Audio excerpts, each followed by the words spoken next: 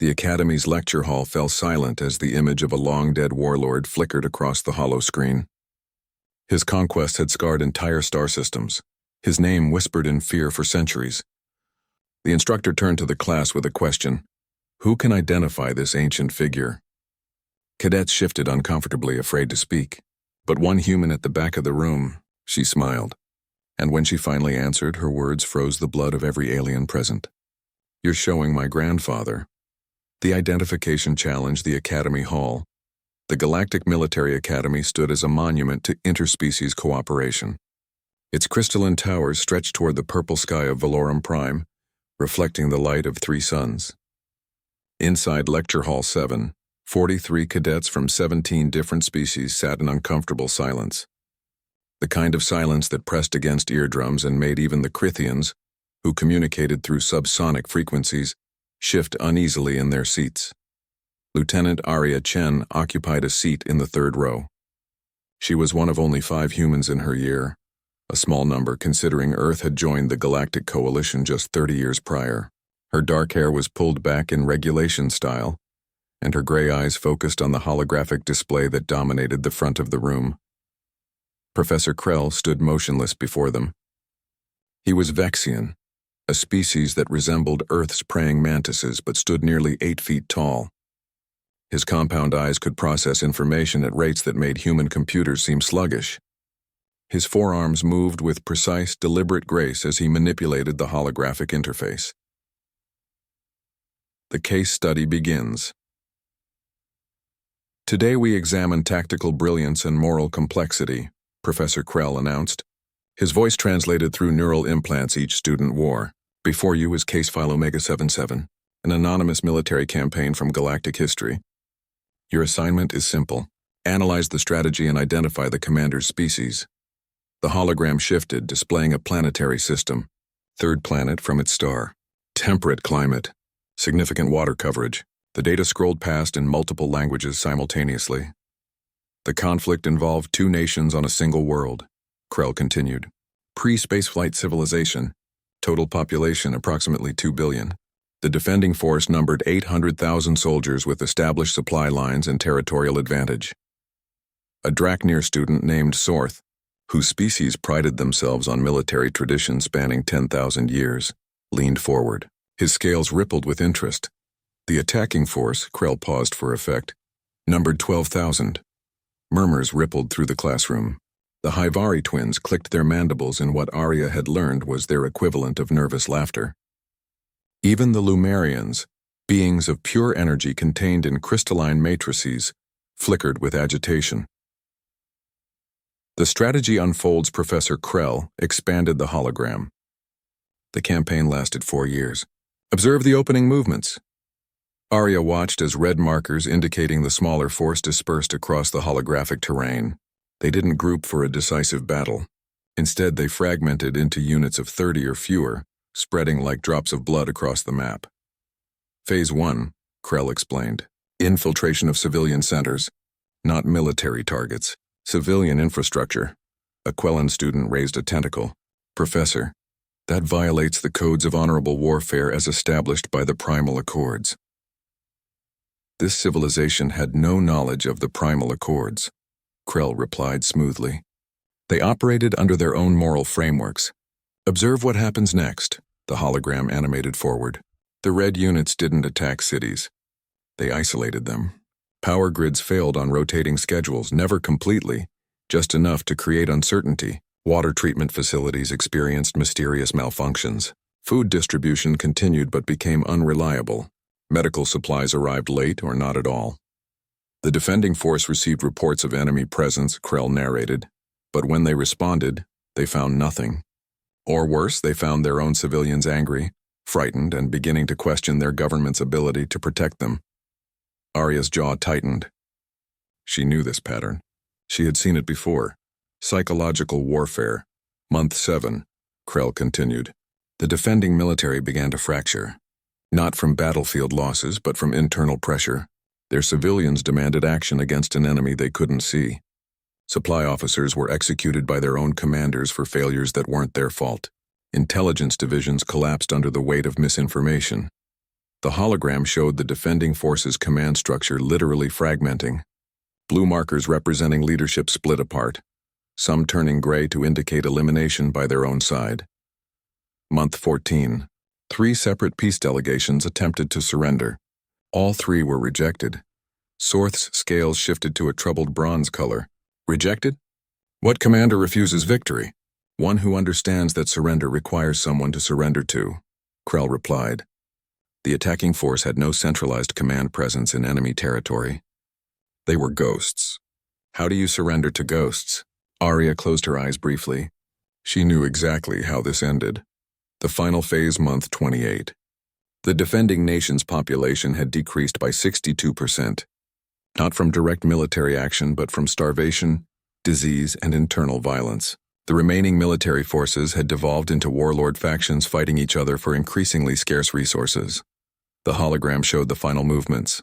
The red markers, still numbering only in the thousands, simply walked into major cities. No resistance, no battle, just occupation. Month 48. The conflict ended.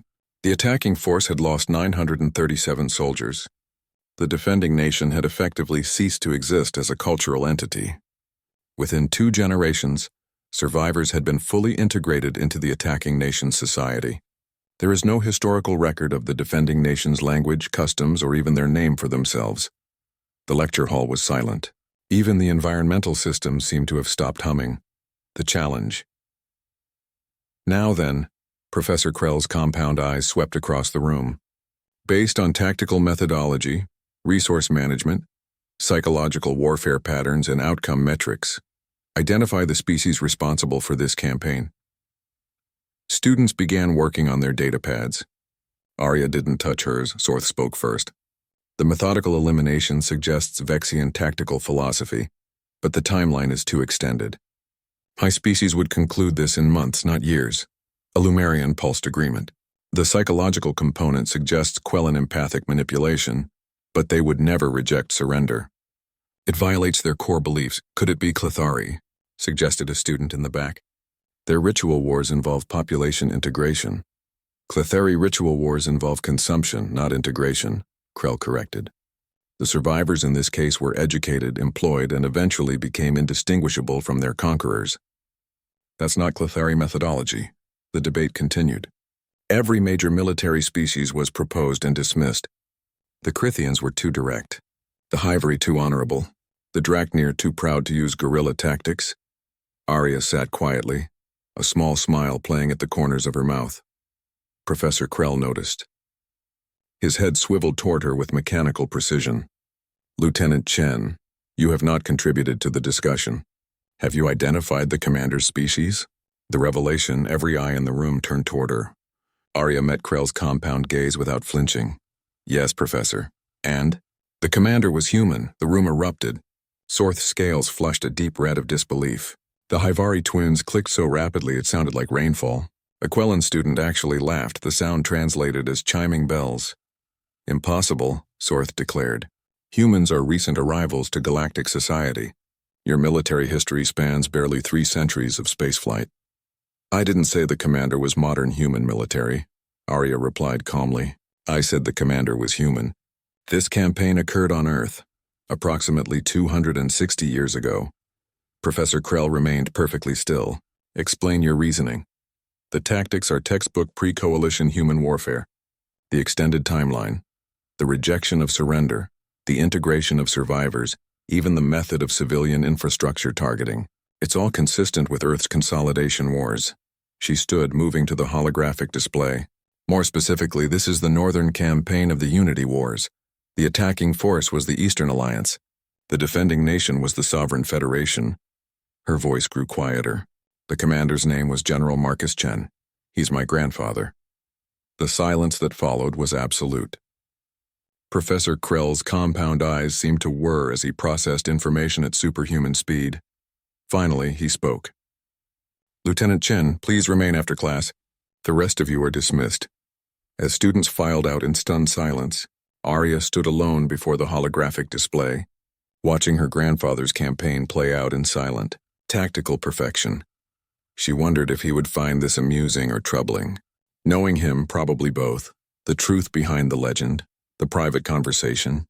The lecture hall emptied slowly. Students cast backward glances at Arya as they left, their expressions ranging from curiosity to fear. The Hyvari twins whispered to each other in their native clicking language. Sorth paused at the doorway, his bronze scales now tinged with something that looked like respect or perhaps concern. When the last student departed, Professor Krell deactivated the holographic display. The sudden absence of light made the room feel smaller, more intimate. He turned his full attention to Arya, all four arms folding in a gesture she had learned indicated serious contemplation. "Lieutenant Chen," he began, his translated voice carrying an edge she had never heard before. "In 30 years of teaching at this academy, I have never encountered a student who could identify their own ancestor in an anonymous case study." Arya remained standing, her posture military straight. "With respect, Professor, you've never included human pre-coalition warfare in your curriculum before, because human pre-coalition warfare is not supposed to exist in our databases." Krell moved closer, his movements precise and slightly predatory. "The inclusion accords specifically exclude pre-spaceflight military history from all species. It was deemed too culturally sensitive, too prone to misinterpretation.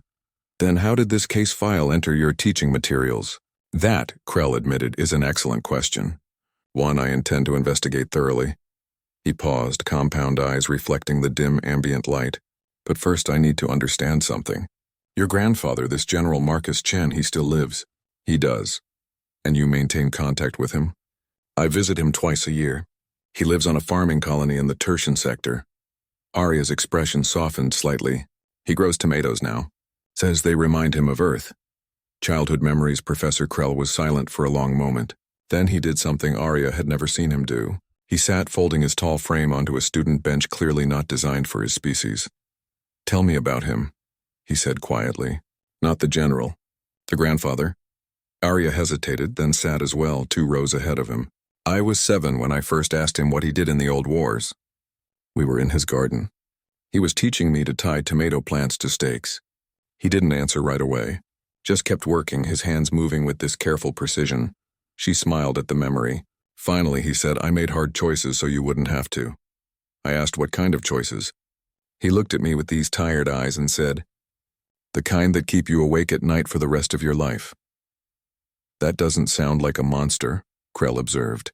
"He isn't, but he did monstrous things."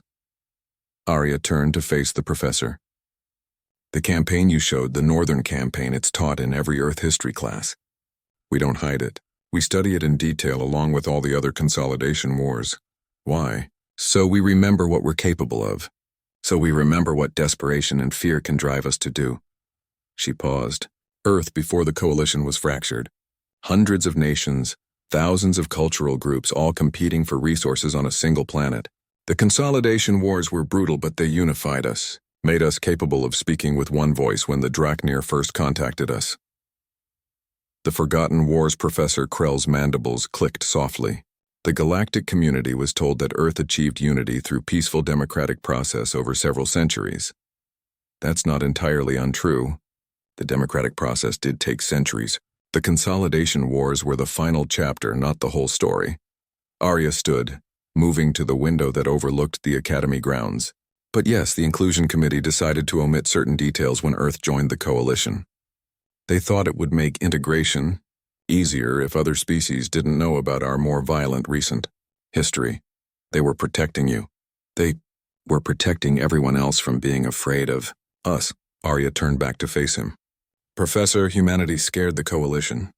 We went from splitting atoms to folding space in less than 2 centuries. We unified a planet of 8 billion individuals from thousands of different cultural backgrounds. We did it quickly, and we did it through methods that most galactic species find disturbing." Krell stood as well, his full height suddenly imposing. "Methods like your grandfather's campaign." "Exactly like that.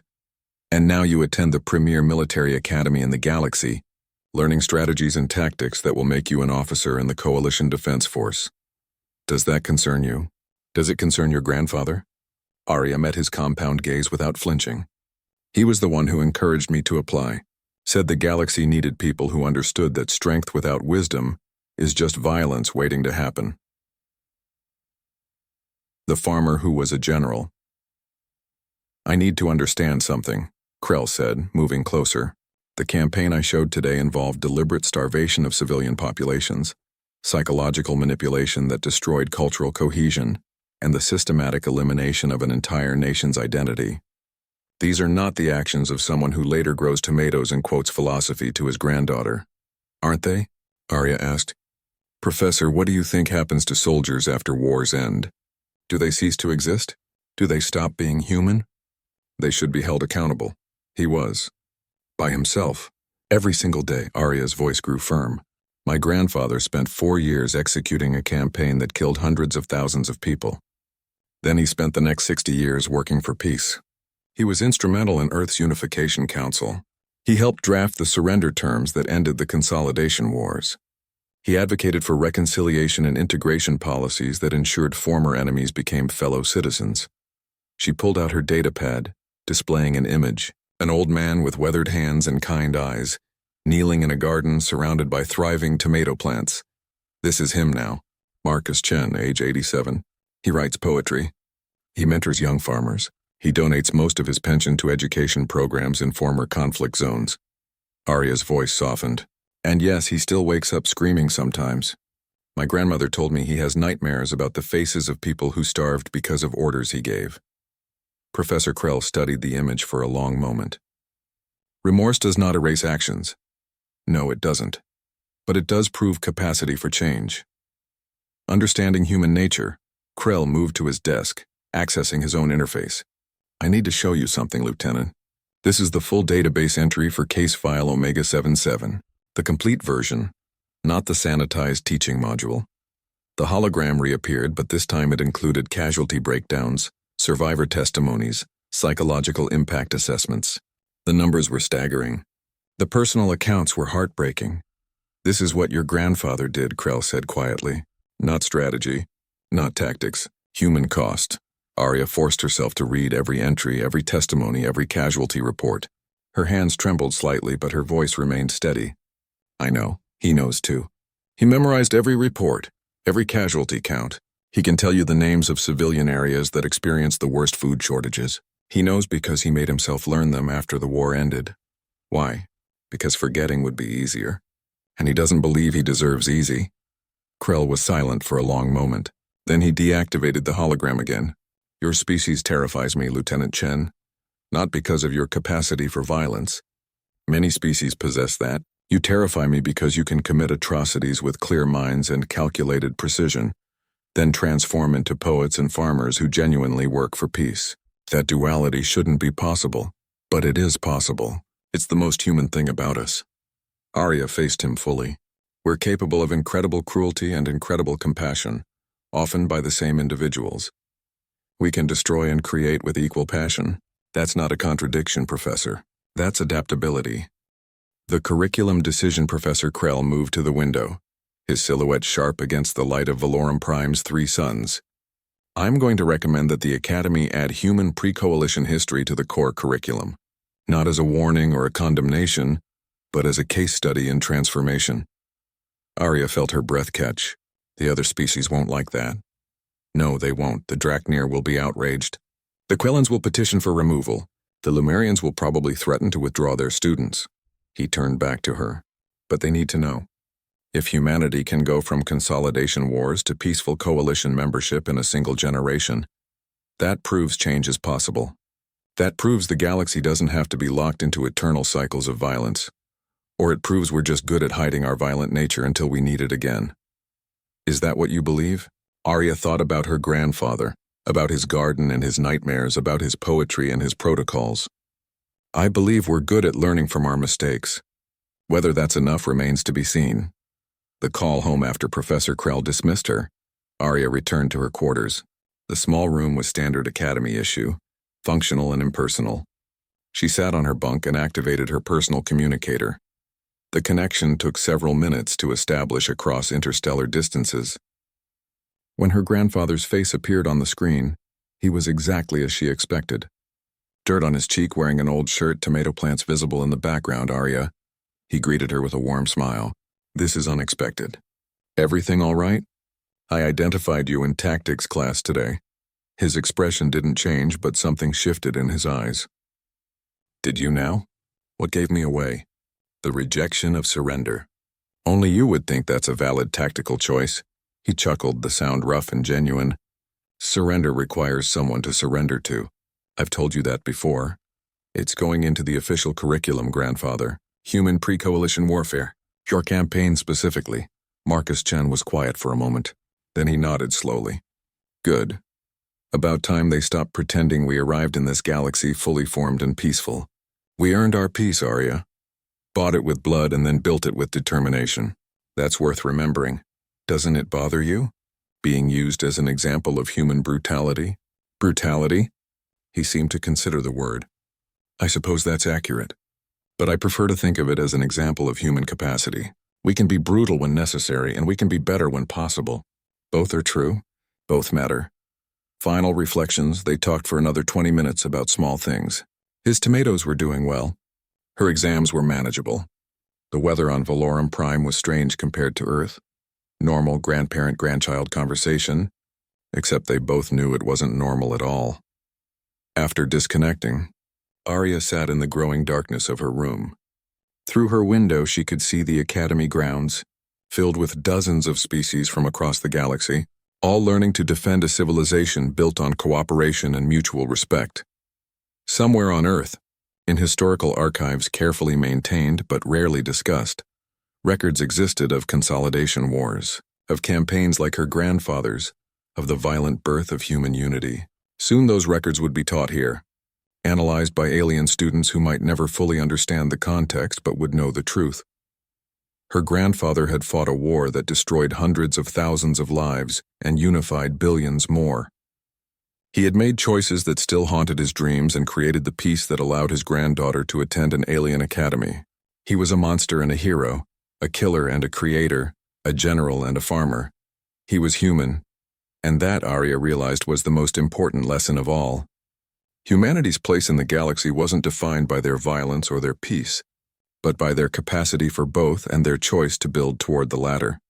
She pulled out her datapad and began writing her own analysis of case file Omega 77, determined to tell the complete story with all its complexity and contradiction.